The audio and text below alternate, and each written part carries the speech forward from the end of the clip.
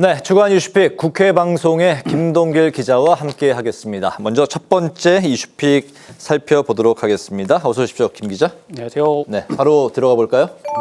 네, 총리 대 장관. 네, 국민의힘 대선 후보 단일화 경선이 아니죠. 단일화 이제 내용에 대한 내용입니다. 네, 총리는 한덕수 무소속 예비 후보고 장관은 김문수 국민의힘 대선 후보죠? 네, 그렇습니다. 윤석열 정부 전 국무총리와 또 전 고용노동부 장관의 이제 모습인데요. 네. 당장 단일화를 해야 한다는 한 후보와 또 시간이 좀 더 필요하다는 김문수 후보가 이번 주에 두 차례나 담판에 나섰는데요. 이견만, 입장차만 확인하는 데 그쳤습니다. 2차 담판은 어제 있었는데 모든 내용이 이제 언론에 공개가 됐습니다. 네. 후보는 이제 1시간 가까이 이야기를 나눴는데 양측이 같은 주장과 또 입장을 되풀이하면서 도돌이표 대화가 이어졌는데요.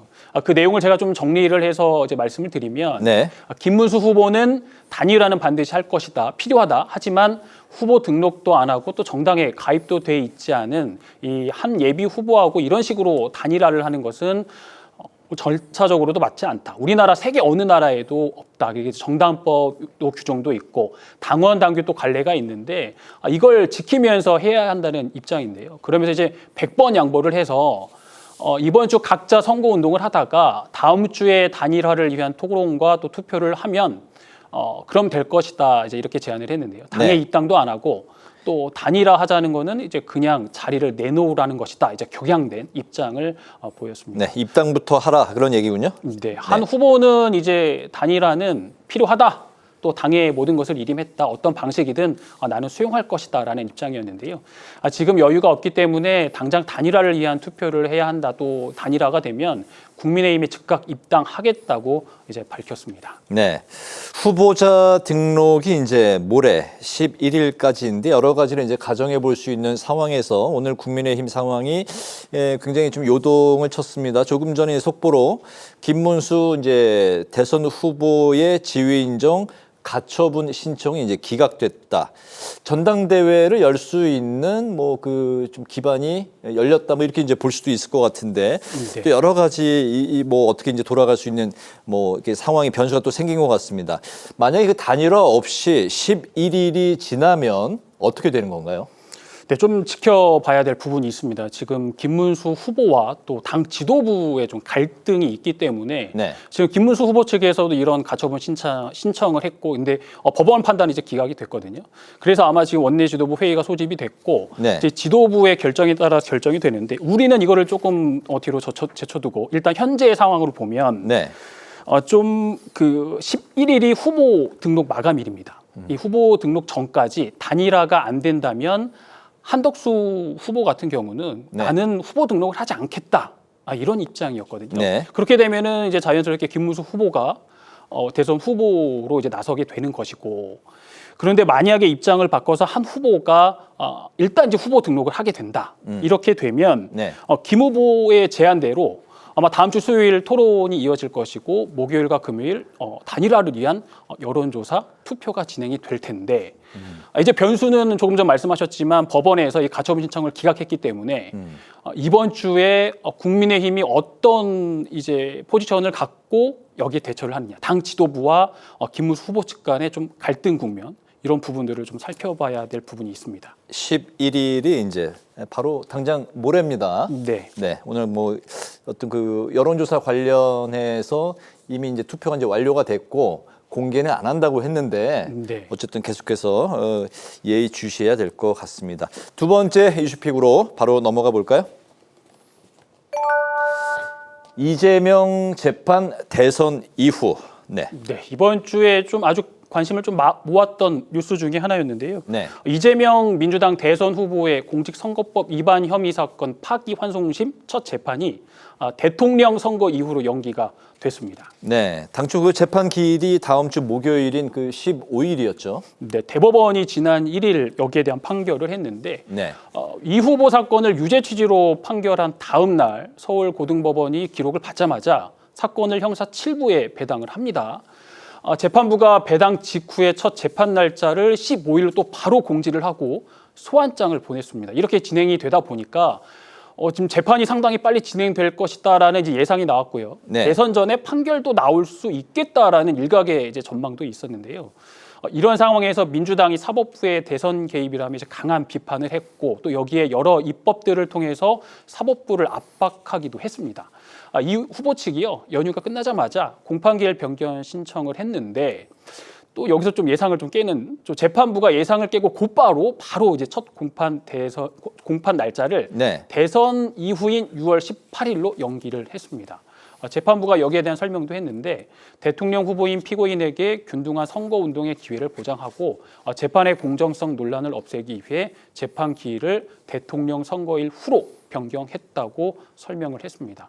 이어서 대장동 사건도 대선 이후로 미뤄졌는데요. 당초 이 사건 재판은 오는 13일과 27일로 이제 선거 운동 기간에 예정돼 있었는데 이 후보 측에서 기일 변경 신청을 했고요. 재판부가 다음 달 24일 그러니까 대선 이후로 역시 연기를 했습니다. 네, 알겠습니다.